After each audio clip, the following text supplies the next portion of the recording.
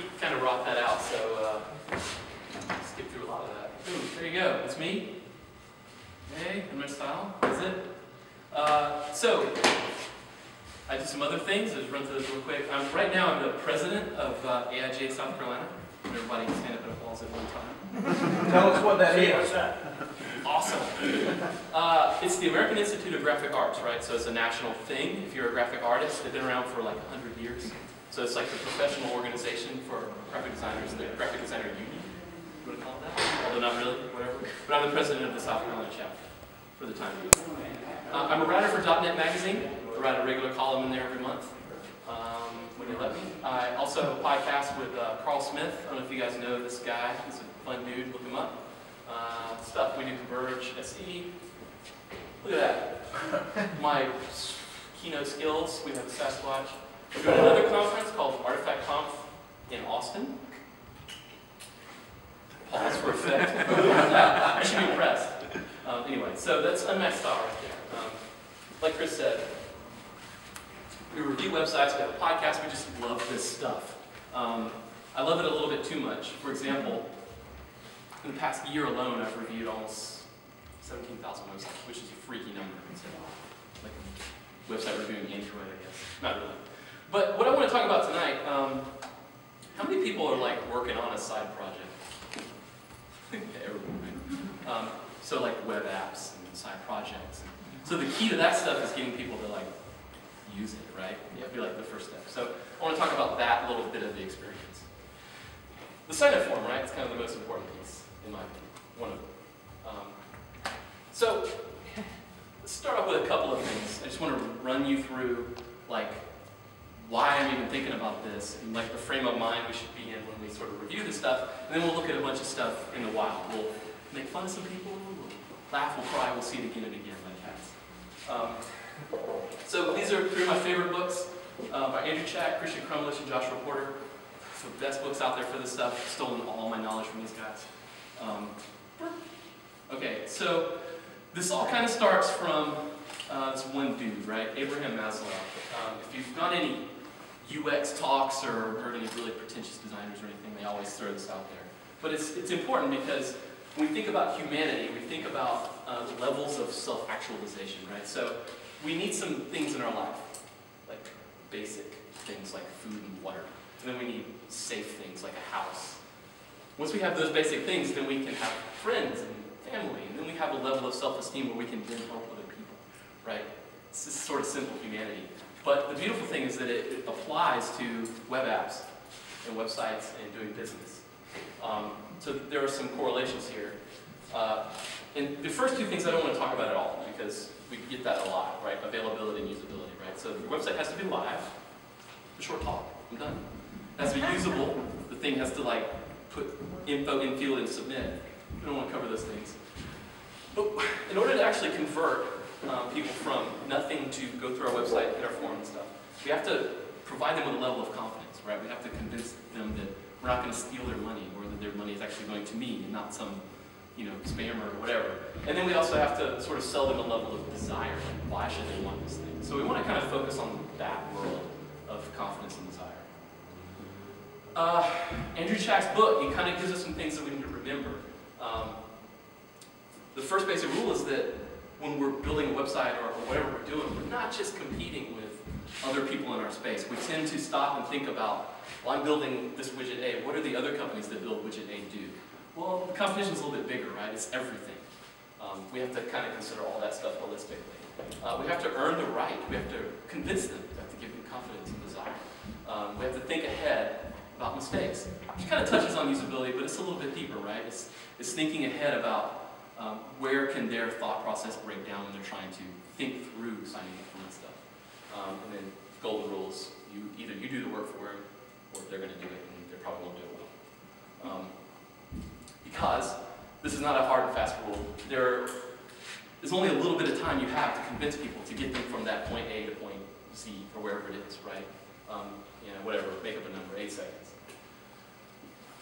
We also have a tendency, like Joshua Porter says, we all have a tendency to think about our users, the people we're selling to, as being just like us. We think that they're going to actually take the time or they give a shit about what we're selling. They don't. We have to get in their brain to sell them that stuff, right? Because we don't know who they are. It can be like anybody. I mean, you ever tried to convince your mom or your dad or whatever, like the thing you're using on your iPhone is cool?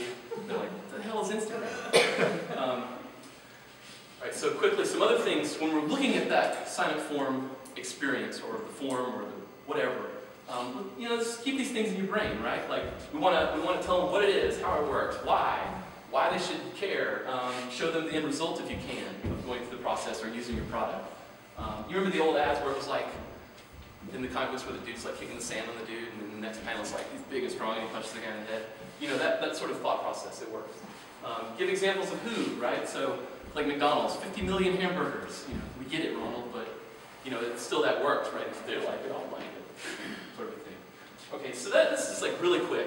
Like, that's where my brain is when I think through these things. Where I'd like your brains to be, so get your brains there. Like I said, good usability. I don't really want to talk about the form actually working and form fields being designed a certain way. Let's not really get into that as much.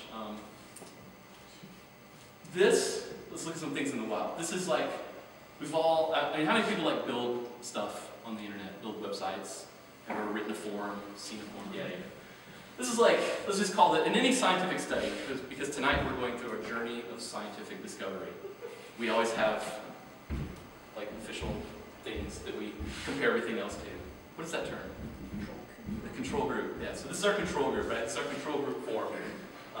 Yay, it's okay form. We got the caption there, we'll hate that, but you know, whatever. So let's start looking at Facebook, right? Pretty basic thing. Everybody has a Facebook account unless you're a weirdo. But when was the last time you looked at the sign-up experience on Facebook? Probably like, what, 5 or 6 years ago, or whenever the hell you signed up for. It's another pretty basic form, right? They're asking for some weird stuff, like the point over there I can see here, like I am, like my sex and my birthday. That's pretty presumptuous to put way up front, but you know, whatever is Facebook, everybody wants to be on Facebook. The reason I point this out though is that it does something pretty cool, right? Like even if you can't read, which is weird that you'd be using Facebook, but just ignore that for a second. This graphic alone just sort of shows you the concept of Facebook. Like all my friends. I don't know how you'd show like the old person in high school that you hate that now is friends with you, but you know, they're kind of doing a good job. Like my friend in Australia, you know, helps sell it. So they're telling you like what it is. This is Twitter from, geez, I don't know, 4 years ago, 5 years ago. This is the form that Twitter had up for a long time. I've been doing this talk a couple of times, and it's interesting because I've been collecting screenshots. This is the other weird thing I do is I collect screenshots of all these websites I look at. So a lot of this has turned into like the evolution of some of these things, which is really interesting to study, particularly things like Twitter. So this is Twitter when they had this for a long time. Pretty basic thing, you know, password, username, email address, blah blah blah. Let me change to this thing, which you know is kind of like an all-in-one form, right? They want you to put your Twitter handle and all the other junk, get to capture at the same time. Then they went to that, which is they're only asking for you know full name, email address, and password, right? So they're sort of like onboarding you into the process. They're like, we'll get to your username later. You know, just get the basic stuff from you, get you in there. I think this is pretty much what they have now, which is the same exact form, only they've abandoned search as a business model, which is weird, but they keep abandoned. Maybe people use GoWalla. I know Chris uses a lot of GoWalla. Are we sad? What's funny is that I did this talk in Austin a couple of weeks ago, and these guys are from Austin, and somebody in the back was like, too soon, dude! They're like, ooh, they booed me. Because they left. So this was GoWalla whenever they first launched their app, which is, again, a basic, pretty good working form. I mean, it worked for them. Really nice, big, strong submit button. Get started. What was the app for? What would be app for? I'm not familiar with this. What was the Sorry, I didn't explain what GoWalla is. Yeah. I don't even know what the hell. You know what Foursquare is? Wow. It's like, yeah, it's some nerdy stuff. Like, you go around town and check into restaurants. Like, Yeah. It was like I'm a whiskey bar, and you collect like a stamp, and then everybody collects the stamps, and they get kind of crazy. Got it. And they did really cool icons. That's kind of how they first started. So the icons were collectible. This is what they changed to whenever they really got serious. When they got money, and they got serious. I don't know what that means, but this is what they changed to. But it's an interesting story here because they went from this like form embedded in their site to like that, which they've stripped away everything from around the form. They've gone to nothing but like the fields. Like there's no mistake you can make. Because if you're halfway through this form, everything else on the page that you can click on is an exit point. It's a way to break the form, right? So they've gone into this, which is, you can just hit the Facebook Connect, which I'll get to in a minute, or whatever the hell they call it now. But you can just strips it away, keeps it really simple, go right through, bam, done. This is what they went to right before they like blew up or closed down or whatever they did, which is the same basic form, but they've done something really interesting in the background, which they've shown you like what you can get to. They're like, ooh, I can almost get to the stuff in the app, right? So they're letting you know that this is the only thing, these 6 form fields between you and the app, which are selling that speed at which you're going to get through this thing and be able to use it, which is important. Let's contrast this to Foursquare. This is the competing thing, which I think there was a war. Foursquare won, maybe. I don't know. Maybe because I got bought by Facebook, they won. I'm not sure, but it's all in how you look at it. This was Foursquare's form, which is also presumptuous, right? They're asking you to upload your photo like before you even get into the app, which is like it's a lot of stuff to ask somebody. They're playing basketball there. It's like a UFC ring. But they do something really smart, which is they're showing you how the process works that you're going to have to go through. They're showing you join, then add friends, and then link up. I don't know what those things mean. I know what add friends mean, but I don't know what link up means. Maybe my app or something. But I'm showing you there's 3 steps, so there's probably 3 forms, at least as big as this, that I have to get through. Which is also important because we don't want to spend a lot of time signing up for stuff. Which I mean, just whatever. But that's kind of the problem. This is what they have now, which is like crazy simple because it's just like, boom, Facebook and I'm in. They're really banking on that. If you don't have a Facebook account, again, you're a weirdo. But you can just sign up with an email, which gets you back to the same basic form, which we'll get to in a second. But this is what they have now, which they're going this whole like search ploy thing. I'm not so sure, like, this is where I start to critique things. I'm not so sure this works as well because, like, if I look at this, the most important thing is like best of Foursquare or the search, not necessarily the sign up, which is like buried up in the top right corner, which is probably where you should put it, but it's like tiny. Anyway, which all gets you to this thing, which is back to Facebook again, or that form, which is pretty much the same one as before, although it's a little more strange. Anyway. So this is sort of like what we're getting at, right? So just like Goala did and like they did, they stripped all the other stuff away. And sometimes when we have an app that maybe it exists or we just can't redesign it completely, you could do like what PhotoWorks did, is they just stuck it in a modal window, which they print all this crap at the bottom. I don't know what, you know, like I get it, I'm signing up for it, but they're putting in a modal window, which essentially does the same thing, right? It kind of removes the temptation to click on stuff away from it, just puts the form in focus, which is a good way to sort of do sort of the same thing without completely starting over. The first place I saw that was this company, Envision. This was their sign-up form, and I was so intrigued by it, I actually tracked them down and talked to them. And you think this looks like a way more complicated form than it is, but it's really just like one big fake JPEG background. They totally faked it out because they wanted it to look like 3 form fields and I'm in the app. They were trying to make it seem fast, which is important. But it's totally fake. Like they're like, no, here's a JPEG. It's like a big fake JPEG with a form on top of it, which is clever. So let's do some critique real quick. This is Blogger. Everybody remembers Blogger? Blogger led to Twitter. Anyway, it's kind of a nice looking form, right? But I have some problems with it. And I'm thinking that the lure of a free blog is probably pretty strong, right? Which is probably why you get a bunch of stuff down there, Google, and they're in front of a billion people. But there's some things here.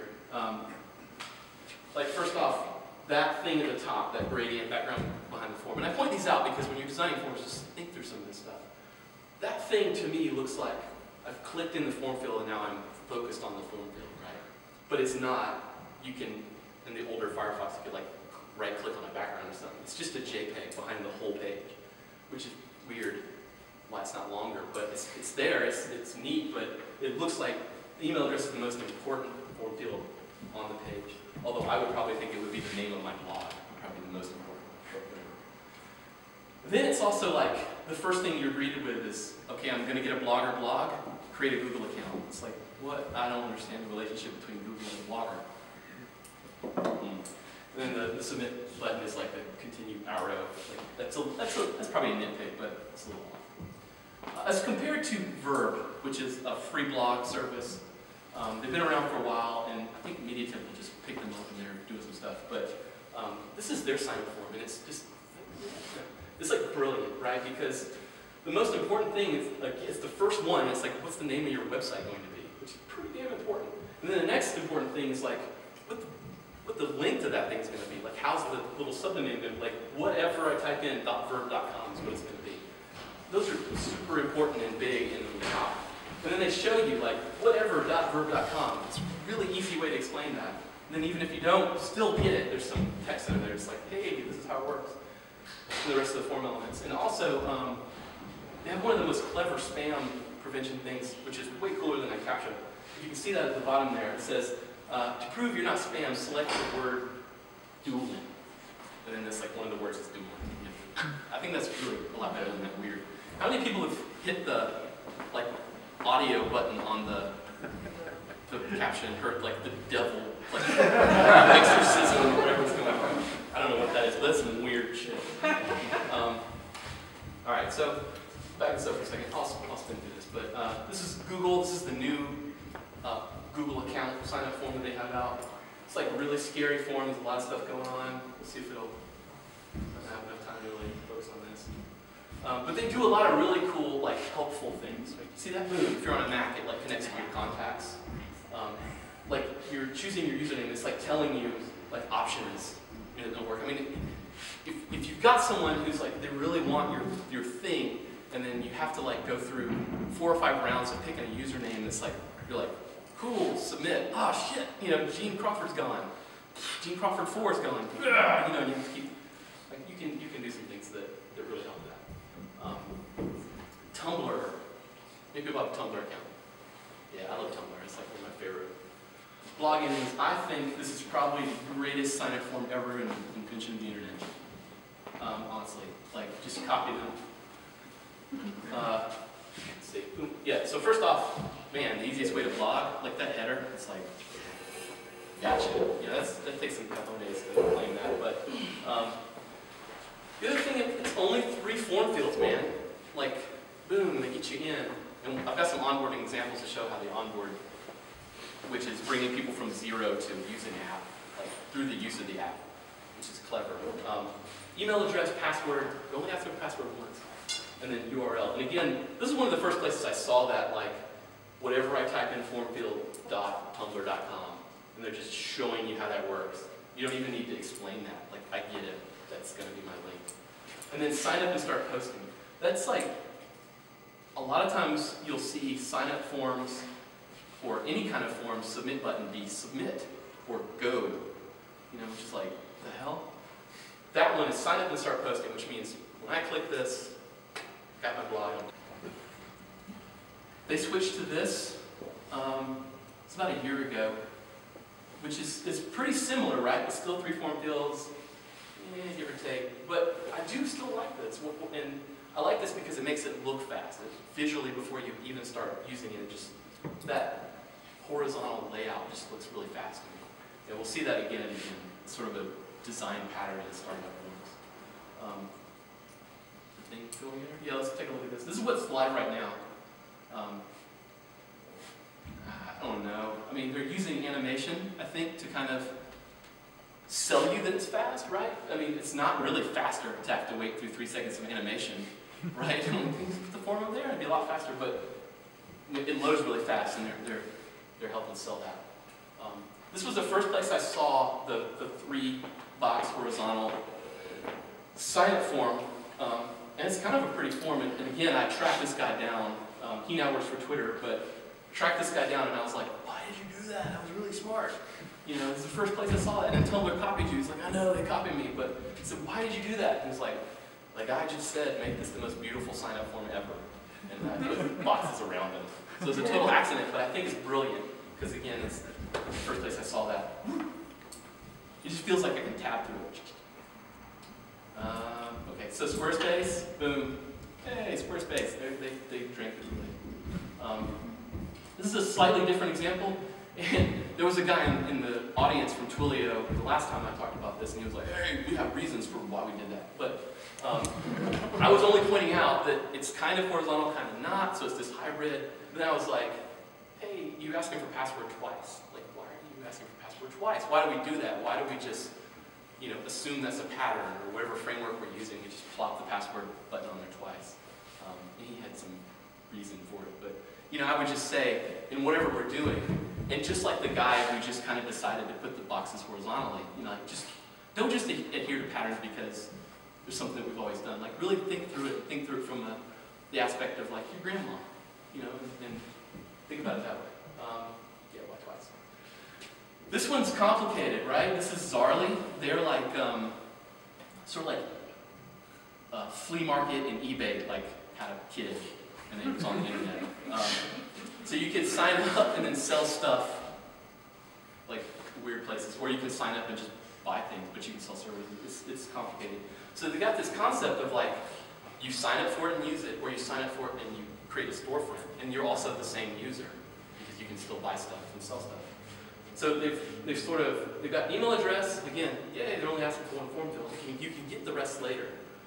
And then there's little check boxes. I want my storefront, like in the middle there between that and zip code, which is really clever because it's a total option, right? And it's self-explanatory, like, yes, I want my storefront. And it's additive and not exclusionary, or exclusive, where it's like a fork. You know, like, I'm either this or that. It's like, you're the same person.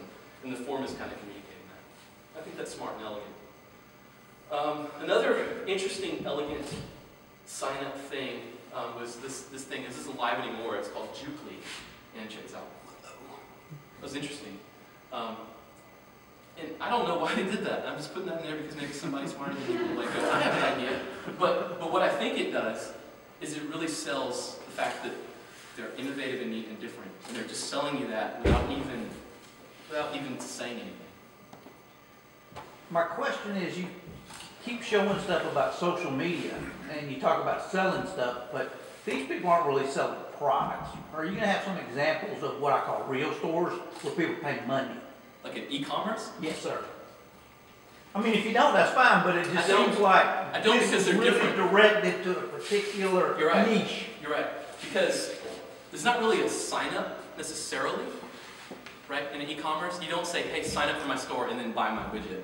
Like you're like saying, buy my widget, and then I'll get your info. Right? So it's sort of a different process. But I don't know, maybe think about that as we go through these. Open to questions. There are no more posterists. They're kind of like Tumblr. They've been shut down. But still an interesting story. Because, and the reason I put this in here is because these guys, when they first started their product, they thought that sign up was lame. Right? I remember these guys made a big push for it. It's even on their site. They have this idea that you email them, and upon the initial email, you then get an email back, and whatever you email them is created in a blog. Right? So whatever you send them, and the magic happens, and then there's a blog with your first post based on the content of your email. Right? That's kind of neat, but that's really like, how the hell do you explain that to somebody? And I don't happen to think that they did it very well. First off, this is a super confusing concept to talk to people, because it just took me like a minute to tell you what it is, and I'm not sure you still understand it. The main headline is Posterous. That was correct. Posterous is the dead simple place to post everything. Just email us. You know, like, okay, I don't even know what that is. And then the first step is create an account, and it's a crossed out. I'm already lost. I'm being picky. But the other little piece is that they have these buttons, right? So, okay, I do understand that it's based on email. And they've got these buttons for Gmail, Hotmail, Yahoo, and AOL. So, I mean, when I look at that, I think, I have a Gmail account, I'll click that button. And then stuff's connected. But it's not. Those are just logos. They're just graphics. So that's important to think about, too. It's important to think about all that stuff. I mean, there isn't even a sign-up form on this thing. You know, like I have to email, like where is the email to that email? Is it just email, like what is that? I don't even see it. It's in there. It's like right in the middle. Let's try it now, emailing post@posters.com. I mean, I would think that'd be like big old. But those aren't even, they're not even links, they're nothing. But they look like buttons, and it drives me crazy. So they got serious. They got funding, they got serious, and they worked on it, and they studied it. And what did they add? Nerf. They added a sign-up form, which is clever, which happens to be the same sign-up form that Tumblr had. If you look at it, it's the same form. They redesigned, around the same time Tumblr redesigned, it looks the same. I actually tried to track these people down, and they were like, yeah, pretty much. We just did what they were doing. They did that, and now if you go there, it's like gone, but whatever. But it's an interesting story where they had a clever idea. We're going to revolutionize this whole process that I'm here talking about. But, you know, sometimes you can't break the mold, right? Sometimes you can't change it. You just have to make it work more efficiently. All right, so let's back up and talk about a couple of concepts that are important that are in some of those books. You can Google these things, and it's like a wormhole of knowledge that you can go follow on Google until your heart is content. It's this concept call to action. So it's getting people from typing in whatever to the actual sign-up form itself. Okay, and let's look at 3 examples really fast of the same thing. Okay, so we're going to look at 3 really quick email newsletter systems. And it's interesting because they're all doing the same thing. Call to actions. I didn't point that out. So call to action is like the thing we want you to do, right? So if I have an email newsletter application, what do you think I want you to do? I want you to sign up for the bad boy, right? I want you to use it. So you got a giant orange button, right, which really stands out from everything else. Complementary colors.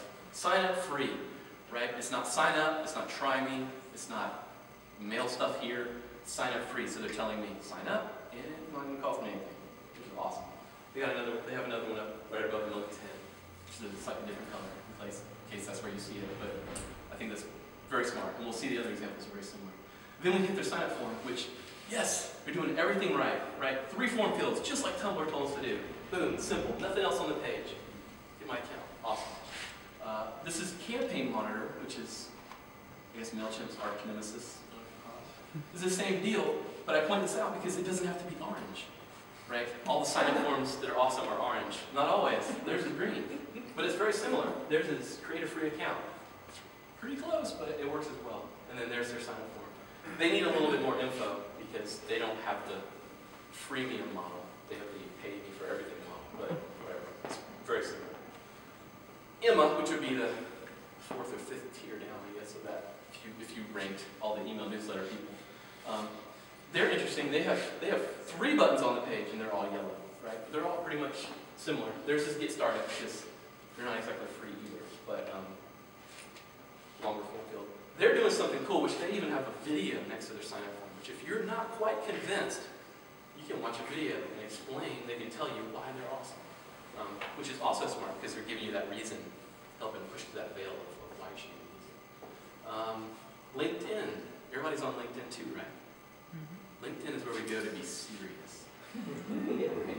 That's where we go to get a job. We don't make jokes on LinkedIn. But I think it's a pretty great sign-up form. I mean, it's simple. It's very similar to the Facebook thing.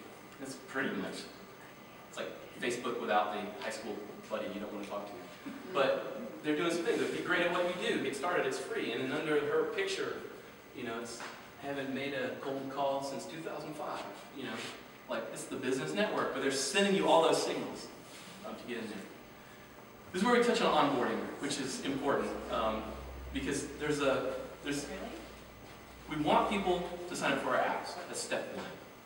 What would step 2 be? Step 2 would be like using the app, right? Actually paying more than once, you know, like if we're lucky enough to do events. LinkedIn does a really cool job at this onboarding, and we see onboarding a lot in games. I mean, everybody plays games, right? But the first level of a game is always learning to play the game, right? They don't ever throw you right into the fist fight level. It's always here's where the power pellets are level. It's learning as you go. And LinkedIn does a lot of that, where you don't have to come into LinkedIn and fill out your entire resume in one 3-hour marathon setting, right, in order to get where you need to get. You could just come in and put your name and like where you were for the past couple of years, and you're good to go. But one of the things they do is they have this completion bar. How many people's bar is at 100%? Mine is not 100%, but I'm getting there. But they show that, right? And that's a pretty good like driver for getting you to like finish that thing, because you're like, I'm at like 70%. I'm a slacker. I'm trying to get a job, and I'm not finished with my work. Right? So they're sort of driving you through learning how to use it. And they also show you like 5 people look at your profile. Oh, who are those people? Maybe I should pay them to see who those people are. Back to Tumblr. Whenever you log into Tumblr for the first time, whenever you get past those first 3 form fields, this is what you get. And it looks like I drew these on the thing, but I didn't. They put them on there, like transparent PNGs or whatever. But it's like, make your first post, this stuff, and then pick your theme. It's over here. So those are the 2 things that you need to do. Like, I need to design the thing, right? Because we're all designers, it's got to look good. Then I need to make a post. It's not a blog unless they're a post. So they're sort of onboarding you. They're telling you like the first couple things. Because if you just got that, like without that on there, you might think it's broken. I don't know. You might be like, what do I do? It's going to happen. Speaking of onboarding, there's a couple of these ancestry things. And there's a TV show about this stuff. Some of you probably even played with this. It's really neat. But this is their sign-up form, and they're like onboarding you before you even fill out the form, right? It's like, this is me, and that's my mom and my dad. You know, like these are the things, like duh, like we don't know how a family tree is going to work, but you know, it's important. They're showing you what's going to happen. Here's another one, Gina, I don't know how to pronounce it, but it's sort of similar. Sort of similar in that it starts doing that. As I should have done a video of this, but as you start like using it, it starts actually building the tree like animation-wise. It's neat. One of the really interesting things that they do, though, is part of that promise that you make, right? So the confidence, part of that confidence can also be, what are you going to do with my info, right? Because we all know Facebook sells our info. Right under the email address form, they have never shared, never spammed, right? It's also a promise they're making to you as well, which is important if you're putting in like your family's info. Like, you're going to sell my whole family tree? That's not cool. So anyway, this is, I'll show this, and it's, I recorded the onboarding process of Twitter, and I think this is interesting once I get through screwing up my email address here. For Twitter, it's kind of a complicated thing, right? If we all use Twitter, we all think it's really super simple, but it's actually kind of a weird idea. I mean, how many people have heard like somebody kind of guffaw Twitter and be like, well, I don't care what you had for lunch. But you know, there's more to it if you use it. Like, I keep a Twitter window open all the time, and I see what all the people are doing. I get sucked in and get knowledge from it and stuff like that. But how did you train people? How do you tell people without standing here for 5 minutes telling them what it is? So you can see I just went through the sign-up process. It's super fast. But this is their onboarding process. And what they start doing is driving you through how to actually use it. And these are fake, or well, this isn't fake, these are real people. Not that I care about Kevin Hart or Lady Gaga, but it starts driving you through these super important people that they've custom picked and put in the thing. And you see I'm building my friendship circle. I'm friends with Lady Gaga, just so you know. But, you know, see, I don't want to spam people just yet. But you start building that timeline, and then bam, there's my timeline. Boom, and I start seeing how it is, and I can get in there, I can tell Kevin Hart that he's not funny. He's funny. But there you go. I mean, that was super fast, right? But as you're using the sign-up process, you're learning how it works, and you're seeing the value of Twitter at the same time. And that's pretty dang cool as far as getting people into your app. There's another little piece here, and there's all the stuff around it. Like, I've picked on people naming their submit buttons a certain thing. I've picked on the name of form fields and stuff, and it's all very important. Because as Jason Fried tells us, copywriting is interface design. And it really is. Because what you name that submit button is important. What you call the form field is important. Just like that. This was their sign-up form for a long time. I don't even think it's live anymore, but they go through, it's like just the rundown of all the top 20 things to do that are awesome. They got all this stuff on the side telling you 3 million people use this, 30-day free trial. I mean, they just do all of it. This is what they have now. They super simplified it. I think it's still pretty good. Use Basecamp for free for 30 days, it's on us. It's pretty friendly, and it's also very informative. Start your free trial. It's free, you don't have to pay anything. And then get started. Which is a little ambiguous, but also letting you know that this is not the end of this form. Back to that Facebook Connect, or OAuth 2.0, or whatever they call it right now. I've changed the name of it like 100 times. Why would you use that thing? Well, because a boatload of people use Facebook. And the people who use Facebook don't just sign up for Facebook, they use the crap out of Facebook. And if I could tell you, you had a web app and you were trying to make money with it, and I could say, hey, give me $100,000 and I'll tell you how to like double your signups or whatever, you'd be like, here's my money, take it. There you go. 15 to 100% increase in participation and engagement in your app, just because you have that on there. That's pretty good. Take it or leave it. The important thing to think about that, though, is not just in terms of getting people from 0 to using an app, right? This is discuss. I haven't told us it's called. This is like a blog. I'm going to leave a comment on a blog. You can see they're using it there, Facebook Connect. We don't think about those little interactions. Like using a blog is actually kind of like sign up at the same time, because you got to tell them who you are or not, if you're a troll. But they're putting those there, and that's sort of like, bam, I can sign up real fast and leave my comment. And actually verify who I am. So that's sort of like the sign-up process, or we can use something like that. Dig sign up, you could just reroute yourself around all this crap real quick by using Facebook. We see that a lot and stuff. It's a good model.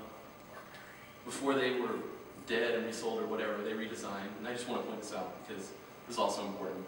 That if you use something like that, be very careful, because you see the Facebook and Twitter thing on the side?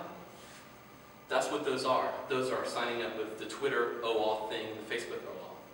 But to me, that's a really bad signal, because it doesn't look like that button. It looks like I'm going to click off to the Dig Twitter account and the Dig Facebook account. It's like the wrong signal. So you got to be careful of this visual signals too. Real fast, just some stuff that's fun. This form, I actually called these people, I emailed these people, and were like, stop it. This looks like I did some mistakes, but I was too lazy to take out the autofill password thing. But this is like what the form looks like when you just go there, like for the first time, and it's already barking at me that I screwed something up, right? And why is it barking at me? Because it's in red, and it's like a red circle, and there's more red stuff, and they're like, you're an idiot, get off my form. So it's really important. So I emailed him, I was like, the guy's name is Clark. I was like, hey Clark. And he fixed it, kind of. He made it blue, but he left that one. It's still there. Wish he fixed it.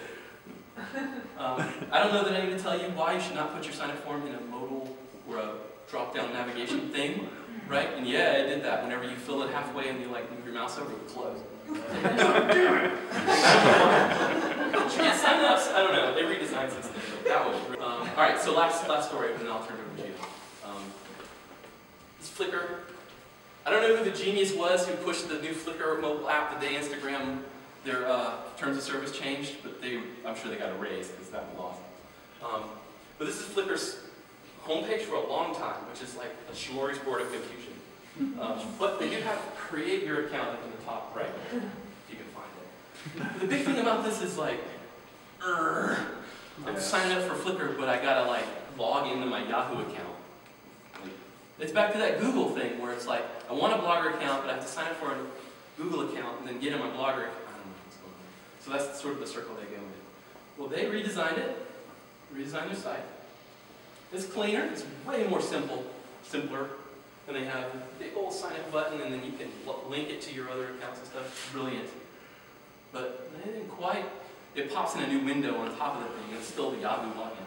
I guess it's Yahoo login, they can't escape. But and then they pushed the app out. This was recently. And their big call to action is now send to my iPhone, which is okay. And you get that, which is like, huh? Like, I don't understand. Send to my iPhone, and I get that. Think about that for a second. But anyway, long story short, whenever you actually get past this or try to sign up, you get back to that first one, which is I'm trying to be clever, so I really should be happy. Anyway, it's the first form, which is not bad, but anyway, that's a long way of saying, anyway, thank you for letting me ramble for however long that was. Thank you.